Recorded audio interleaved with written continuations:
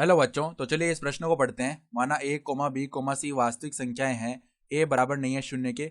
यदि समीकरण a square x square plus b x plus c बराबर जीरो का मूल अल्फा तथा समीकरण a square x square minus b x minus c बराबर जीरो का मूल बीटा तथा बी मतलब b और बीटा के बीच अल्फा है, ठीक है।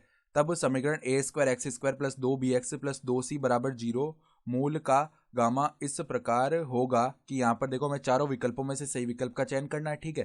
तो प्रश्न में आगे बढ़ने से पहले इस प्रश्न से संबंधित जो मुख्य अवधारणा है उसकी हम चर्चा कर लेते हैं। तो देखो, मुख्य अवधारणा क्या हो जाएगी। यदि यदि एफ एक्स इस प्रकार का बहुपद हो, इस प्रकार का बहुपद हो कि एफ अल्फा जो है वो छोटा हो शून्य से, वह एफ बीटा जो है वो बड़ा हो शून्य से, तो एक गामा इस प्रकार अस्तित्व में होता है, इस प्रकार अस्तित्व में आता है, अस्तित्व में होता है लिख लेते हैं, ठीक है। होता है कि गामा का जो मान है ना वो कहां से कहां तक होता है हमारा। गामा का मान अल्फा और बीटा के बीच में होता है, सही है। अल्फा और बीटा के बीच में होता है तथा एफ गामा का जो मान है वो शून्य के बराबर आता है, ठीक है। तो अब देखो ध्यान से, मैं क्या बोला गया है, एबीसी वास्तविक संख्या है और इस पहले समीकरण का जो मूल है वो अल्फा है। तो अल्फा इस समीकरण में रखने पर संतुष्ट हो जाएगा ना। तो ए स्क्वायर अल्फा स्क्वायर प्लस में बी अल्फा प्लस में सी, ये जीरो के बराबर आएगा। तो यहाँ से बी अल्फा प्लस सी का मान हम क्या बोल सकते हैं, माइनस ए स्क्वायर अल्फा स्क्वायर बोल सकते हैं। इसको समीकरण एक बोल लिया हमने, ठीक है।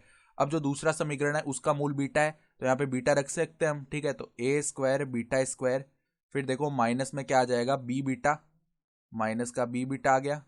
फिर देखो माइनस सी बराबर में जीरो आ जाएगा। तो यहाँ से अगर बी बीटा प्लस में सी का मान निकालेंगे तो वो ए स्क्वायर बीटा स्क्वायर आ जाएगा। इसको समीकरण दो बोल दिया हमने, सही है। फिर देखो तीसरा समीकरण है और उसका मूल हमें गामा बताया हुआ है। तो हम एक बार के लिए देखो इसको एफ एक्स के बराबर मान लेते हैं। माना माना इससे जो बहुपद मिलेगा ना उसको हम एफ एक्स के बराबर मानते हैं, यानी एफ एक्स बराबर में क्या है, ए स्क्वायर एक्स स्क्वायर, ठीक है। फिर प्लस में दो बी एक्स, प्लस में दो बी एक्स, फिर देखो प्लस में क्या है, दो सी। ये हमने एक बार बहुपद माना, ठीक है।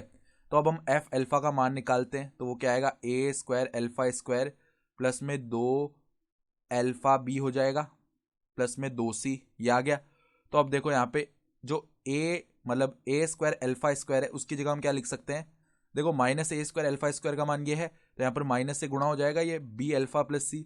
तो देखो यहाँ पर ए स्क्वायर अल्फा स्क्वायर की जगह हम क्या लिख सकते हैं, ध्यान से देखना। अगर हम लिखना चाहें या हम क्या कर सकते हैं, देखो ऐसे भी लिख कर सकते हैं। ए स्क्वायर अल्फा स्क्वायर को तो ऐसे ही रहने दिया हमने, प्लस में देखो दो गुणा में यहाँ पर हम क्या करते हैं, हम दो को बेनिश ले लेते हैं। तो बी अल्फा प्लस में सी बच गया ना। अब इसकी जगह हम मान रख सकते हैं क्या, माइनस ए स्क्वायर अल्फा स्क्वायर, ठीक है। तो यहाँ पर ए स्क्वायर अल्फा स्क्वायर और माइनस में मतलब दो तो यहाँ पे और माइनस में यहाँ पर ए स्क्वायर अल्फा स्क्वायर आएगा ना। तो ये ए स्क्वायर अल्फा स्क्वायर माइनस दो ए स्क्वायर अल्फा स्क्वायर बनेगा, जिसका मान माइनस का ए स्क्वायर अल्फा स्क्वायर हो जाएगा, ठीक है। अब देखो केवल ए स्क्वायर अल्फा स्क्वायर की बात करेंगे तो ये तो धनात्मक मान है और इसके आगे माइनस लगा हुआ है, यानी कि ये मान सदैव जीरो से छोटा आएगा, सही है। यानी एफ अल्फा का मान जीरो से छोटा आ रहा है। अब इसी प्रकार हम क्या करते हैं, एक बार के लिए एफ बीटा निकालते हैं, ठीक है। तो एफ बीटा अगर हम निकालेंगे ना तो वो देखो किसके बराबर आएगा, यहाँ पर हम बीटा रख लेते हैं इस समीकरण में, मतलब इस बहुपद में। तो ए स्क्वायर बीटा स्क्वायर, फिर देखो क्या बनने वाला है हमारे पास, प्लस में दो बी बीटा और देखो क्या आ जाएगा, प्लस में दो सी, ये पद आ चुका है, ठीक है।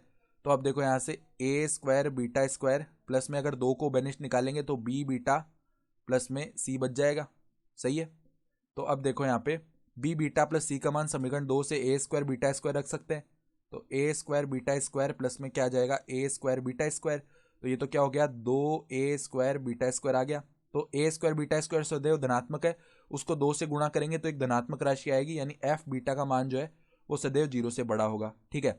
अब हम देखो जब भी इस बहुपद को शून्य के बराबर करेंगे ना तो वहां से इसका जो मूल मिलेगा हमें, वो हमें गामा बताया हुआ सवाल में, ठीक है। तो अगर हम एफ गामा जीरो लिखेंगे ना तो यहाँ से क्या स्थिति आएगी कि जो गामा का मान है ना वो कहाँ से कहाँ तक होगा, गामा का मान अल्फा से बीटा के बीच में होगा, ठीक है, ठीक है। ये आएगा संबंध। तो अगर हम विकल्प देखेंगे ना, तो हमारा जो विकल्प डी है वो सही विकल्प आ रहा है।